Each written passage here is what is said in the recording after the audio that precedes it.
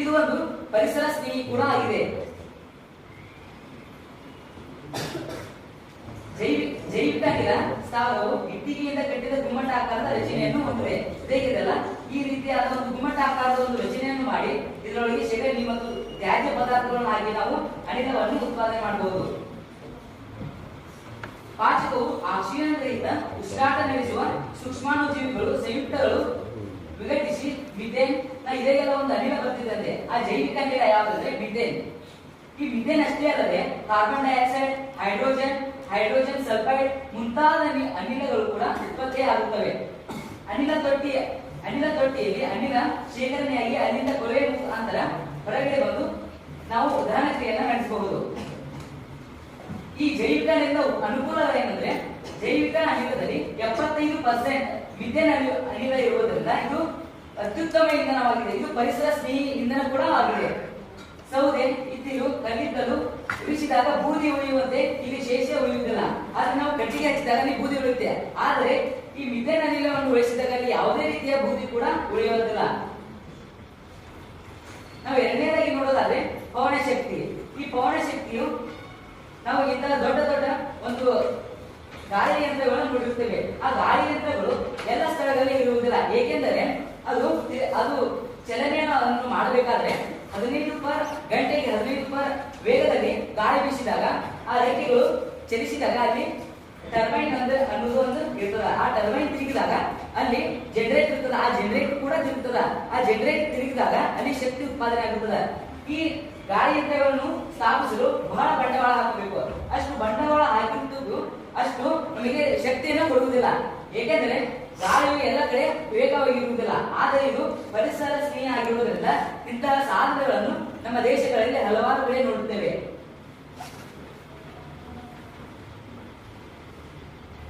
ಎರಡನೇದಾಗಿ ನೋಡೋದಾದ್ರೆ ಸೌರಶಕ್ತಿ. ಸೂರ್ಯನಿಂದ ಬೆಳಕು ಮತ್ತು ಶಾಖ ರೂಪದ ಶಕ್ತಿಯನ್ನ ನಾವು ಸೌರಶಕ್ತಿ ಅಂತೇವೆ. ಈ ಸೌರಶಕ್ತಿಯಿಂದ ಏನು ಕಿರಣ ಮತ್ತು ಬೆಳಕು ಬರ್ತದಲ್ಲ ಆ ಕಿರಣಗಳು ಸೋಲಾರ್. ಈ ಸೋಲಾರ್ ಅಂದರೆ ಸೌರ ಕೋಶಗಳಿಂದ ಜೋಡಣೆಯಾಗಿರ್ತಕ್ಕಂತಹ ಸೌರ ಫಲಕ. ಈ ಸೌರ ಫಲಕದಲ್ಲಿ ಆ ಕಿರಣಗಳು ಸಂಗ್ರಹವಾಗಿ ನಮಗೆ ವಿದ್ಯುತ್ ಅನ್ನ ಬಿಡುತ್ತದೆ. ಇದು ಪರಿಸರ ಸ್ನೇಹಿ ಕೂಡ ಆಗಿದೆ. ಈಗ ಇದಷ್ಟೇ ಅಲ್ಲದೆ ನಾವು ಅಡಿಗೆ ಮಾಡೋದಕ್ಕೆ ನಾವು ಸೌರ ಕುಕ್ಕರ್ ಅನ್ನ ಕೂಡ ಬಳಸ್ತೇವೆ. ಈ ಸೂರ್ಯ 5 ಬಿಲಿಯನ್ ವರ್ಷಗಳಿಂದ ನಮಗೆ ನಿರಂತರವಾಗಿ ಬೆಳಕು ಕೊಡ್ತಾ ಇದ್ದಾನೆ. ಅದು ನಮಗೆ ಮೊದಲಿಂದ ಗೊತ್ತಿಲ್ಲ. ಆದ್ರೆ ಇತ್ತೀಚೆಗೆ ನಮಗೆ ಗೊತ್ತಾಗಿದೆ. ಮೊದಲಿಗೆ ಗೊತ್ತಾದ್ರೆ ನಮ್ಮ ದೇಶ ಇನ್ನೂ ಅಭಿವೃದ್ಧಿ ಆಗ್ತಾ ಇತ್ತು. ನಾವು ಈ ಸೌರ ಕುಕ್ಕರ್ ನೋಡೋಣ. ಈ ಸೌರ ಕುಕ್ಕರ್ ಒಂದು ಸೌರ ಸಾಧನ. ಇದು ಶಾಖ ಶಕ್ತಿಯನ್ನು ಬಳಸಿಕೊಂಡು ಆಹಾರ ಪದಾರ್ಥಗಳನ್ನು ಬೇಯಿಸಲು ಬಳಸುವ ಸಾಧನವಾಗಿದೆ.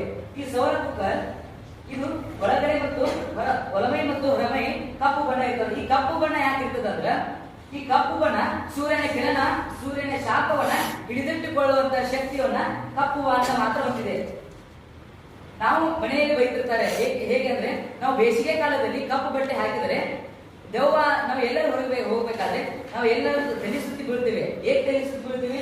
ಆ ಸೂರ್ಯನ ಕಿರಣಗಳು ನಮ್ಮ ಮೈ ಮೇಲೆ ಉಷ್ಣತೆ ಹೆಚ್ಚಾದಾಗ ನಮ್ಮ ಆರೋಗ್ಯ ಸ್ಥಿತಿ ಇರ್ತದೆ. ಎಲ್ಲರೂ ಹಿರಿಯರು ಹೇಳ್ತಾರೆ ದೆವ್ವ ಏನ ಮಾಡಿದೆ ಅಂತ ಅಂತಾರೆ. ಆದ್ರೆ ದೆವ್ವ ಏನು ಮಾಡಿರಲ್ಲ. ಅದು ನಮ್ಮ ಪ್ರಾಕೃತಿಕ ಒಂದು ಅನುಕೂಲವಾಗಿದೆ. ಇದು ಸೌರ ಕುಕ್ಕರ್ಗೆ ಕನ್ನಡಿಯನ್ನ ಬಳಸಿರ್ತಾರೆ. ಈ ಕನ್ನಡಿಯನ್ನ ಹೇಗೆ ಬಳಸಿರ್ತಾರೆ ಅಂದ್ರೆ ಸೂರ್ಯನ ಕಿರಣಗಳು ಆ ಆಹಾರ ಪದಾರ್ಥದ ಮೇಲೆ ಬಿದ್ದು ಆ ಕಿರಣಗಳು ವಾಪಸ್ ಆಕಾಶದತ್ತ ಹೋಗಬಾರದು ಅಂತ ಹೇಳಿ ಈ ಕನ್ನಡಿಗಳನ್ನ ಬಳಸಿರ್ತಾರೆ. ಈಗ ಸೌರಕೋಶದ ಬಗ್ಗೆ ನೋಡೋಣ. ಸೌರಕೋಶವನ್ನು ವಿದ್ಯುತ್ ಶಕ್ತಿಯಾಗಿ ಪರಿವರ್ತಿಸುವ ಸಾಧನಕ್ಕೆ ಸೌರಕೋಶ ಅಂತ ಹೇಳಿ ನಾವು ಕರೆಯುತ್ತೇವೆ. ಈ ಒಂದು ಮಾದರಿ ಸೌರಕೋಶವು ಇದೇ ಸೌರಕೋಶ. ಈ ಸೌರಕೋಶವು ಈ ಸೌರಕೋಶವನ್ನು ಬಿಸಿಲಿಗೆ ಒಡ್ಡಿದಾಗ ಇದು 0.5 ವ್ಯಾಟ್ ಇದರಿಂದ 1 ವ್ಯಾಟ್ ನಷ್ಟು ವೋಲ್ಟೇಜ್ ಅನ್ನು ಉಂಟು ಮಾಡುತ್ತದೆ ಹಾಗೂ 0.7 ವಿದ್ಯುತ್ ಶಕ್ತಿಯನ್ನು ಉಂಟು ಮಾಡುತ್ತದೆ. ಈ ಸೌರಕೋಶಗಳನ್ನ ಹಲವಾರು ಉಪಗ್ರಹ ಉಡಾವಣೆ ಮತ್ತು ಕ್ಯಾಲ್ಕುಲೇಟರ್ ಮತ್ತು ರೈಲು ಮಾರ್ಗಗಳ ಒಂದು ದಿಕ್ಸೂಚಿಯಲ್ಲಿ ಕೂಡ ಬಳಸಲಾಗುತ್ತದೆ. ಇದು ಉಬ್ಬರ ಶಕ್ತಿ ಅಂದ್ರೆ ಸಮುದ್ರಗಳಲ್ಲಿ ಈ ತರ ಪ್ಯಾನ್ಗಳನ್ನ ಜೋಡಿಸಿರ್ತಾರೆ.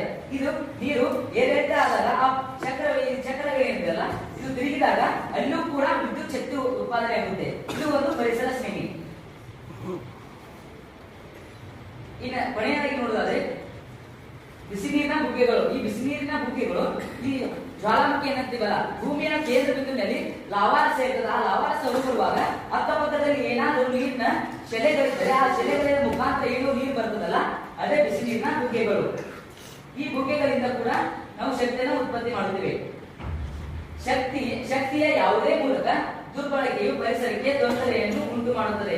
ಈ ನವೀಕರಿಸಬಹುದಾದ ಶಕ್ತಿ ಸಂಪನ್ಮೂಲವು ಕೂಡ ಪರಿಸರಕ್ಕೆ ಬಹಳ ಅಷ್ಟೇನಿಲ್ಲ, ಸ್ವಲ್ಪ ಆದರೂ ಕೂಡ ಹಾನಿಯನ್ನು ಉಂಟು ಮಾಡುತ್ತದೆ. ಸಂಪಿಡಿ ನೈಸರ್ಗಿಕ ಅನಿಲ ಸಿಎನ್ಜಿ ಒಂದು ಪರಿಶುದ್ಧ ಇಂಧನ ಎಂದರೂ ಅದರಿಂದ ಹಾನಿ ತಪ್ಪಿದ್ದಲ್ಲ. ಪಳೆಯುಳಿಕೆ ಇಂಧನಗಳ ದಹನದಿಂದ ವಾಯು ಮಾಲಿನ್ಯ ಉಂಟಾಗುವುದು ಖಚಿತ. ಏಕೆಂದ್ರೆ ನಾವು ವಾಹನಗಳಿಗೆ ಇಂಧನಗಳನ್ನು ಬಳಸ್ತೀವಿ. ಆ ಇಂಧನಗಳಿಂದ ನಮ್ಮ ವಾಹನಗಳು ಕಾರ್ಬನ್ ಡೈಆಕ್ಸೈಡ್ ಅನ್ನು ಹೊರಬಿಡ್ತವೆ. ಆ ಕಾರ್ಬನ್ ಡೈಆಕ್ಸೈಡ್ ಪರಿಸರಕ್ಕೆ ಸ್ನೇಹಿ ಅಲ್ಲ, ಅದು ಪರಿಸರದ ಮೇಲೆ ಬಹಳ ಪ್ರಭಾವವನ್ನು ಬೀರುತ್ತದೆ. ಆದ್ದರಿಂದ ನಮ್ಮ ಪರಿಸರ ಕೂಡ ನಾಶ ಆಗ್ತದೆ, ನಮ್ಮ ಮಾನವ ಸಂಕುಲವೆಲ್ಲ ನಾಶ ಆಗಿರುತ್ತದೆ. ಪಳೆಯುಳಿಕೆ ಇಂಧನಗಳ ಮೇಲೆ ಹೆಚ್ಚು ಕಾಲ ಅವಲಂಬನೆಯನ್ನು ನಾವು ಕಡಿಮೆ ಮಾಡಬೇಕಿದೆ. ಅದನ್ನು ಕಡಿಮೆ ಮಾಡಿದರೆ ನಮ್ಮ ಜೀವ ಸಂಕುಲವೆಲ್ಲ ಎಲ್ಲ ಸಂತೋಷದಾಯಕದಿಂದ ಕೂಡಿರುತ್ತದೆ. ಉದಾಹರಣೆ, ಸೌದೆಗಾಗಿ ಮರಗಳನ್ನು ಕಡಿಯುವ ಬದಲು ನಾವು ಜೈವಿಕ ದ್ರವ್ಯ ರಾಶಿಯನ್ನು ಬಳಸುವುದು. ನಾವೀಗ ಕಟ್ಟಿಗೆ ಕಡಿಬೇಕಾದ್ರೆ ಪರಿಸರ ನಾಶ ಆಗ್ತದೆ. ಅದರಿಂದ ನಾವು ಇದೇನಿಲ್ಲ ಜೈವಿಕ ಅನಿಲವನ್ನ ಮಿಥೇನ್ ಅನಿಲವನ್ನು ಬಳಸೋದ್ರಿಂದ ಪರಿಸರ ನಾಶವಾಗುವುದಿಲ್ಲ. ಈ ವೇದಿಕೆ ಮೇಲೆ ನಮಗೆ ಸೆಮಿನಾರ್ ಮಾಡಲು ಅವಕಾಶ ಮಾಡಿಕೊಟ್ಟಿರ್ತಕ್ಕಂಥ ನಿರ್ಣಾಯಕರಿಗೆ ಹಾಗೂ ನನ್ನ ಸಹೋದರ ಸಹೋದರಿಯರಿಗೆ ನಮಸ್ಕಾರಗಳು.